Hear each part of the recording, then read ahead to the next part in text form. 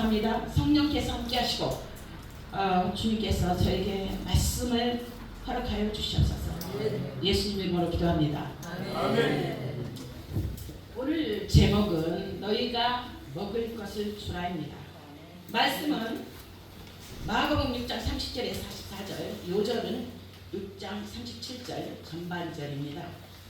대담하여 이르시되 너희가 먹을 것을 주라 하시니. 안녕하세요. 저는 대학생 성경읽기 선교회에서 파송받아서 체코 선교 역사를 섬기고 있는 최하나입니다. 원래 저는 유럽에서는 신한나로 알려져 있습니다. 왜냐하면 제 남편이 신시고, 그래서 예수님 우리 목사님께서 신한나보다 최한나가 낫겠다, 그래서 최한나를 이렇게 했습니다. 무엇보다 저를 초청해 주신 열린교회 담임 목사님이시면서 저에게는 영적인 어머니와 같은 최태순 목사님께 감사드립니다. 이 시간 저는 35년 동안 자배량 선교사로 살면서 저의 삶의 멘토로 붙잡은 요절, 너희가 먹을 것을 주라 하신 예수님의 말씀을 여러분과 함께 은혜 나누기를 기도합니다. 오늘 본문은 사복음서에 다 같이 전하는 기적으로서 그리스도의 창조의 능력을 보여주셨습니다. 이 사건을 통해서 예수님은 제자들을 양무리들의 목자로 훈련하셨습니다. 예수님은 제자들이 믿음으로 한계를 극복하고 책임감을 갖고 양무리들을 먹이는 믿음의 사람이요, 영적인 지도자들이 되길 원하셨습니다. 오늘 본문을 통해서 예수님이 하시는 말씀을 우리도 영접하고 양무리들의 목자요, 영적인 지도자들이 될 수 있길 기도합니다. 아멘. 첫째, 무리를 불쌍히 여기신 예수님. 30절에서 34절. 오늘 본문 말씀 30절에 보면 사도들이 예수께 모여 자기들이 행한 것과 가르친 것을 낱낱이 고하니, 제자들은 그동안 예수님과 함께 거하며 사랑받는 양들이었습니다. 그러나 예수님은 그들을 택하신 목적대로 자립적인 말씀의 종이요, 사단의 세력과 싸울 수 있는 능력 있는 하나님의 사람으로 키우시기 위해서 전도 여행을 보내셨습니다. 그들은 예수님의 말씀에 단순하게 순종하여 믿음으로 담대하게 복음을 전했습니다. 그러자 놀라운 역사가 일어났습니다. 그들은 복음의 능력을 체험하고 승리의 기쁨이 충만하여 예수님께 돌아와서 선교 보고 대회를 가졌습니다. 제자들이 복음을 전했을 때 귀신이 떠나갔고 많은 영혼들이 회개하고 각종 병자들이 나음받는 성령의 역사가, 예수님께서 일어났던 그 역사가 제자들에게도 일어났습니다. 예수님은 제자들이 전도여행을 통해서 수고를 너무 많이 했기 때문에 휴식이 필요함을 아시고 방향을 주셨습니다. 31절을 보면 너희는 따로 한적한 곳에 가서 잠깐 쉬어라 하시니, 이는 오고 가는 사람이 많아 음식 먹을 겨를도 없습니다. 예수님은 육신을 가진 인간의 연약함을 너무 잘 이해하시고 쉬도록 하셨습니다. 예수님은 우리를 푸른 초장에 누이시고 실만한 물가로 인도하시는 선한 목자가 되십니다. 우리가 열심히 주님의 일을 하고 잠깐 동안 진정한 쉼을 누릴 수 있습니다. 저는 35년간의 자비랑 선교사로서 일하면서 하나님이 주신 선교 사역을 감당했습니다. 정말 쉴 틈 없이 바쁘게 살았습니다. 이번에 저는 2주간의 시간을 내어 비즈니스 때문에 한국을 방문하였습니다. 청주에 있는 저희 사업 파트너가 초청을 하였고, 그분의 배려로 3시간 동안 최고의 시설을 갖춘 한원에서 치료를 받게 되었습니다.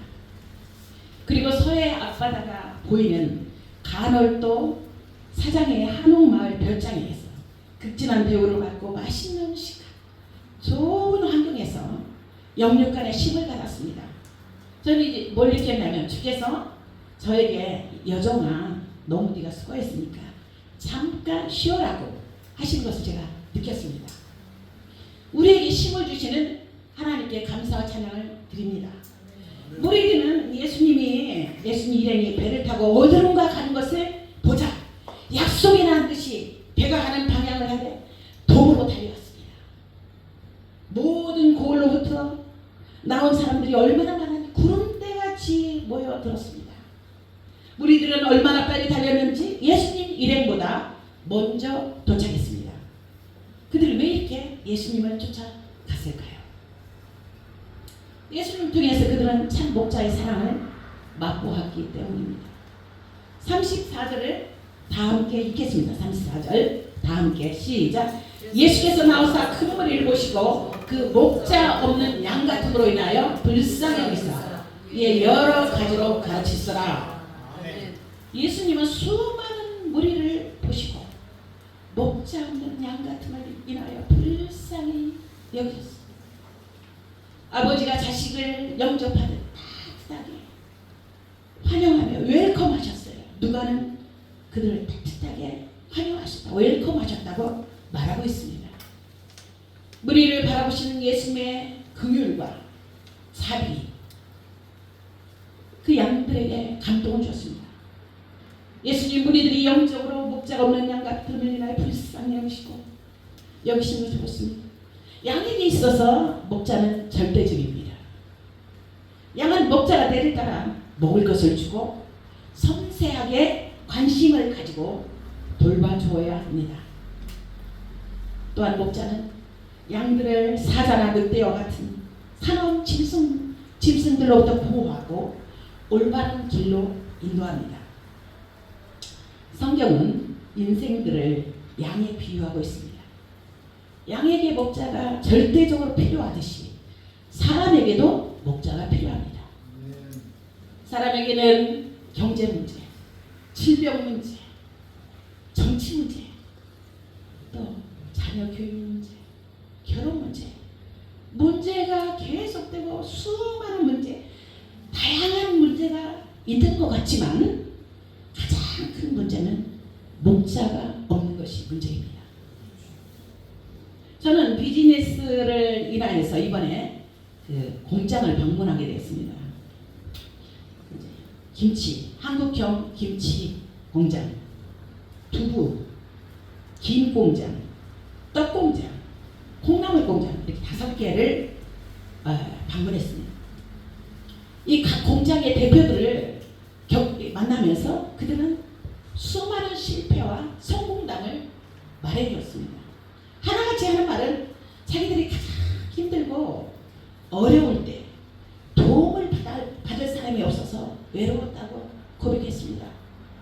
어떤 분은 도움받을 사람이 없어서 아버지를 너무 미워했는데 아버지가 그렇게 공부도 안 시키고 자기가 공장에 일찍 가서 이렇게 살 수밖에 없게 만들었는데 아버지가 돌아가시면 아버지 산소에 가서 앉아서 그 아버지를 생각하면서 그 좋아하지 않는 아버지지만 거기에서 위로를 받으려고 그렇게 했다고 그랬습니다.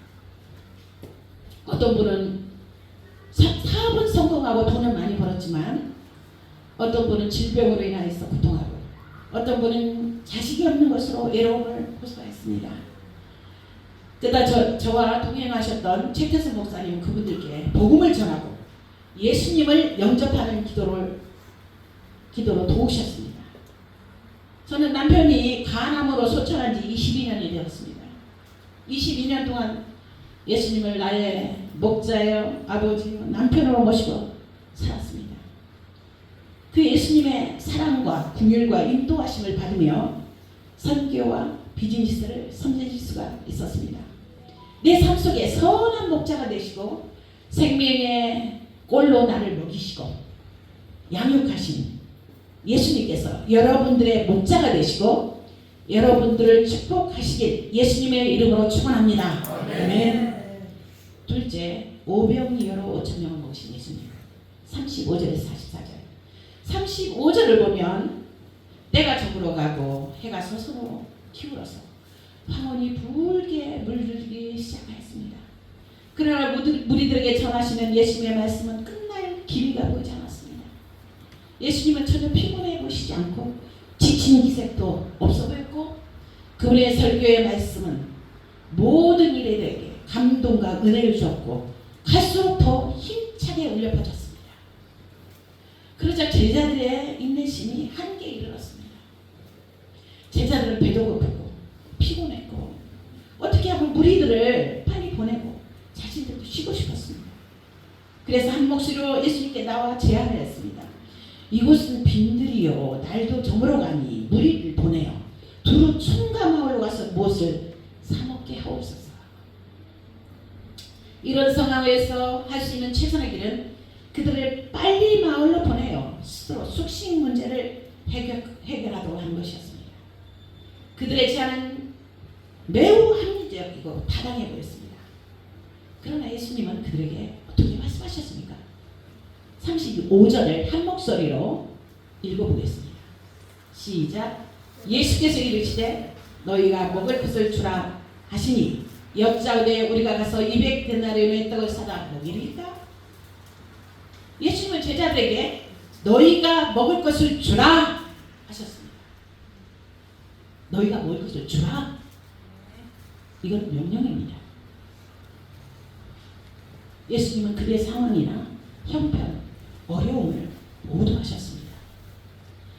그 당시 1데나리온은 당시 노동자 하루 품삯이었습니다. 자, 그 사장님과 제가 한국 최저임금에 대해서 물었더니 10만 원이라고 하더라고요. 10만 원.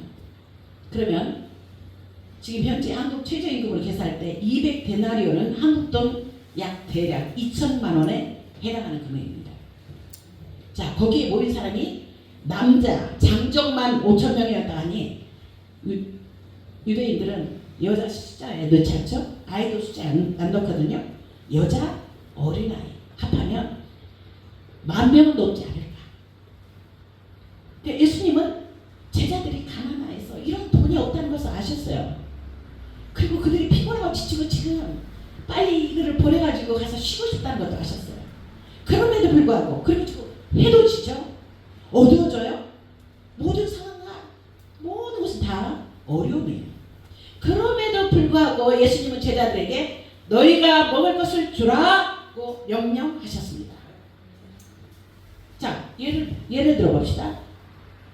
한 가정에 아버지가 자녀들이 먹을 것이 없어서 지금 죽어가고 있어요.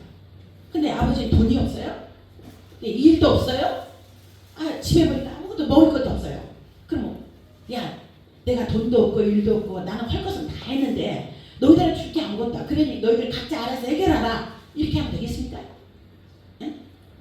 굶어 죽어가는 자녀들을 버리고 떠난 그 아버지는 무책임한 가장이라는 지탄을 면치 못할 것입니다. 한 가정의 가장은 어떤 상황과 형편 속에서 처자식을 먹여 살려야 할 책임이 있습니다. 이와 마찬가지로 양무리의 목자인 제자들도 책임감을 갖고 먹이고자 무엇인가를 해야 했습니다. 그래서 예수님은 제자들을 어떠한 상황과 형편 가운데서도 양무리에 대한 책임감을 가진 지도자가 될 수 있도록 훈련하셨습니다. 그리고 너희가 먹을 것을 주라고 명령하셨습니다. 이 말씀은 교회 공동체, 가족 공동체, 회사, 국가 이끌어가는 모든 지도자에게 필요한 말씀입니다. 우리가 속해 있는 이곳에서 그곳에서 우리는 예수님께서 명령하신 너희가 먹을 것을 주라는 말씀을 순종하여 사람을 섬기고 가정을 섬기고 교회를 섬기고 국가를 섬기고 영육간에 먹이는 지도자여 목자가 되어야만 합니다. 아멘. 무책임한 지도자를 만난 국가, 무책임한 지도자를 만난 교회, 가정, 회사 결국은 망하죠. 망하고 그 공동체에 속한 사람들은 어둠과 절망과 속에서 고통할 것입니다. 자, 이번에 만난 그 콩나물 공장 최상기 대표를 통해 저는 굉장히 은혜를 받았습니다. 이분은 사업을 하다가 부도가 나가지고 전 재산을 은행에 압류당하고 방 한 칸 월세를 얻어서 모든 식구가 하루하루 살아가야 했다고 했는데 이 가족은 먹여 살려야 되고 무엇을 할 것인가 자금은 없고 그래서 가만히 봤더니 주인이 집주인이 콩나물 공장을 하고 있더래요. 그래서 제발 나도 당신한테 이 기술을 배워서 나도 먹고 살도록 나를 좀 가르쳐달라고 그랬대요. 그래서 그분한테 콩나물을 키우는 법을 배워서 그때부터 지금까지 콩나물 장사를 하고 있다고. 이분이 70이 넘도록 거의 75세 정도 됐는데 오직 한 길, 그것도 무공해 콩나물 판매해서 이제는 유명한 사업가에 대해서 모르는 사람이 없도록 그렇게 성장을 봤습니다. 이제 교회의 집사로서 하나님께 쓰임받고 계셨고 하나님께 선택받은 특별한 사람이라는 분명한 아이덴티티 갖고 있었어요. 나는 아주 특별한 사람이라고. 그리고 그 연세가 많으신데도 너무 힘이 있고 소망이 있고 자기 일에 대한 분명한 어떤 확신과 이런 소망이 있었습니다. 그런 사람이 한 사람이 있을 때 그 주위의 사람들에게 본이 되고 선한 영향력을 끼치는 삶을 사는 것을 봤습니다. 저에게 말하기를 콩나물을 만일 한다면 팔기 위해서 기르지 말라고요. 당신이 먹기 위해서 기른다고 생각해요. 그러니까 내가 먹으면 이게 내 입에 들어가니까 내가 어떻게 해야 되겠어? 무공예를 해야 되고 좋게 해야 되겠죠. 그러한 비결을 그 콩나물에 대해서만 책을 하여튼 한 권 쓸 정도로 그렇게 했다고 해요. 그러니까 한나라치 보면 그 어리굴젓 사장은 명인이에요. 명인. 충청남도 명인이고 그 김도 하고 아주 그분은 아주 그냥 박사학위까지 받아가지고 경제학 박사세요. 그래서 이분들을 통해서 제가 참 많은 것을 배웠습니다. 그래서 이렇게 어떤 분야에서 어떤 회사에서도 책임감을 갖고 정말 이렇게 했을 때 다른 사람들 많은 사람들 먹이는 것을 체험했습니다. 예수님께서 너희가 먹을 것을 주라고 말씀하시자 제자들은 200데나리의 돈이 없어서 먹일 수 없다는 부정적인 생각을 사로잡혀서 아무것도 할 수가 없었습니다. 200데나리 돈 없다. 2천만 원 어디 있냐 내가. 100만 원도 없단 말이에요. 50만 원도 없다. 나 아무것도 없다. 그렇게 생각하고 아무것도 할 수가 없죠. 이때 예수님은 그들에게 방향을 주셨습니다. 38절을 모두 함께 읽어보겠습니다. 시작. 이르시되 너희에게 떡 먹게나 있는지 가서 보라 하시니 알아보고 이르되 떡 5개와 물고기 2마리가 있더이다 하거늘. 예수님은 그들에게 없는 200데나리온 2천만의 돈을 너희들한테 제자들한테 가져오라고 하시지 않았습니다. 너에게 떡 몇 개나 있는지 가서 보라 하셨습니다. 요한복음에 의하면 떡 5개와 물고기 2마리는 그거는 제자들 것도 아니고 어린아이가 도시락으로 쌓아온 것을 안드레가 찾아서 예수님께 갖고 왔습니다. 예수님은 우리가 없는 것을 가져오기를 원하지 않으시고 누구나 갖고 있는 오병이를 찾아서 예수님과 갖고 나오길 원하십니다. 하나님의 역사는 오병이의 역사입니다.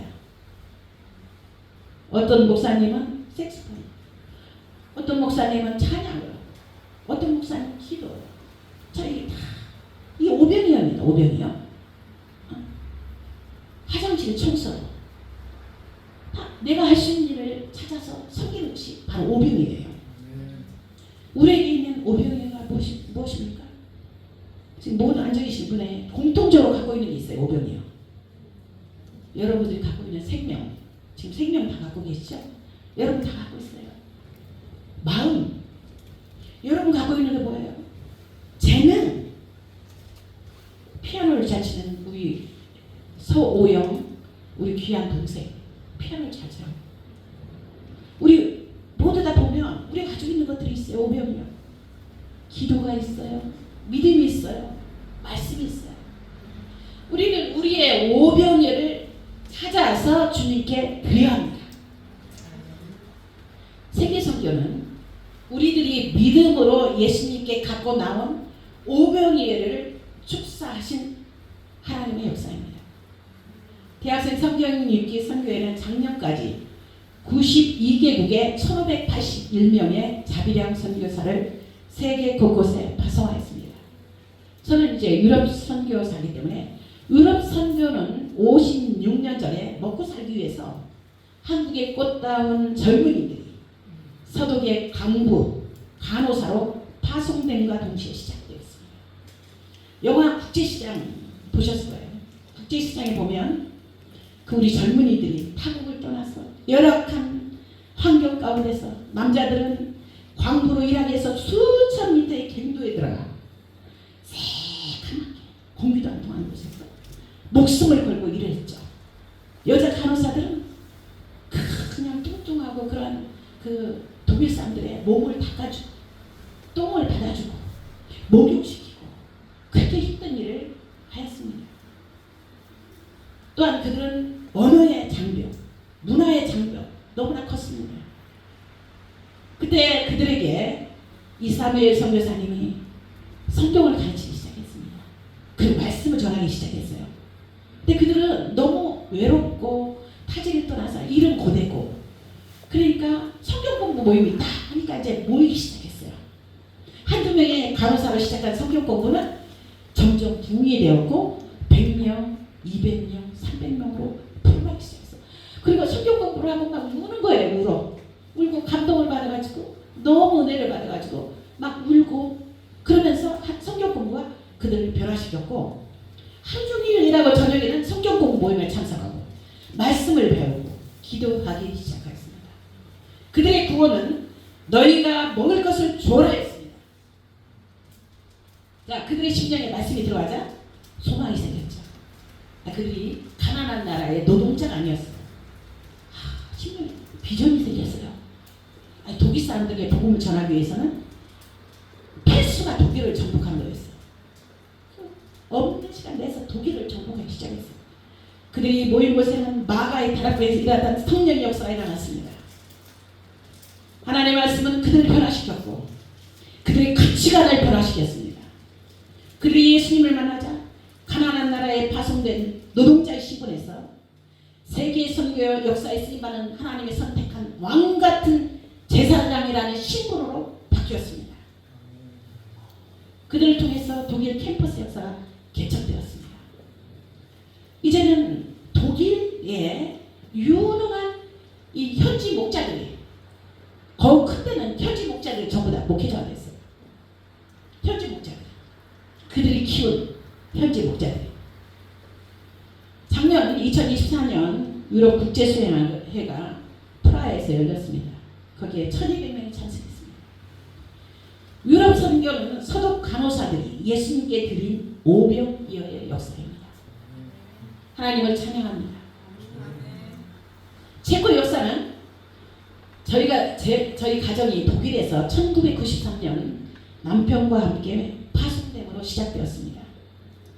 현지인 제자 양성 역사를 하기 위해서 저희는 체코어를 공부했습니다. 그리고 자비랑 선교사로서 일하면서 말씀을 가르치고 하나님의 양떼들을 섬겼습니다. 체코에 선교사로 온 지 10년 만에 남편이 간암으로 갑자기 소천하였습니다. 저는 아들과 함께 사역지에 남게 되었고 작은 구멍가게 같은 한국 식품점을 열었습니다. 저는 하나님의 종으로서 매주 체코 주일 메시지를 준비해서 전화에만 했고 가게에서 하루 종일 일하고 가정과 양들을 섬겼습니다. 힘들고 어려울 때마다 너희가 먹을 것을 주어라 하시는 예수님의 말씀을 순종하여서 내가 가지고 있는 오병이를 찾아 드렸습니다. 기도, 믿고 또 내가 가지고 있는 것 큰 것이 아니라 있는 것을 드려서 정말 마음을 드리고 또 예수님께 내가 드릴 수 있는 것 찾아서 드렸습니다. 나의 마음과 기도와 믿음을 드렸습니다. 그러자 주께서 섬기는 체코의 역사를 축복하셨습니다. 현지인 알레시 목자가 성장하여서 믿음의 결혼을 하였고 주일 말씀을 준비하기 위해서 밤을 새우는 신실한 하나님의 종으로 성장하였습니다. 아들 신다윗이 변화되어 예수님을 인격적으로 만나고 체코의 양들의 목자여 리더로 성장하였습니다. 아들은 믿음이 좋은 며느리를 만나 세 자녀를 두었고 차세대 정치 외교학 대학원을 졸업하고 이제는 신학을 시작하였습니다. 신학 박사를 마치고 차세대 교수로 남아서 차세대 대학생들 영혼을 섬기는 목자로 살겠다고 결단했습니다. 구멍가게로 시작한 저희 신푸드 저희 기업은 이제는 중소기업으로 성장하여서 50여 명의 직원을 돕고 8개의 매장과 2개의 지사를 갖게 되었습니다. 너희가 먹을 것을 주라는 예수님의 말씀을 순종하고 내가 갖고 있는 오병이어를 찾아서 주님께 드렸을 때 놀랍게 축복하셨습니다. 예수님께 감사와 찬양을 드립니다. 제자들이 찾아서 드린 오병이어를 예수님은 받으셨고 그들의 믿음을 축복하시고 5,000명을 먹이고 12강주리가 남는 역사를 이루셨습니다.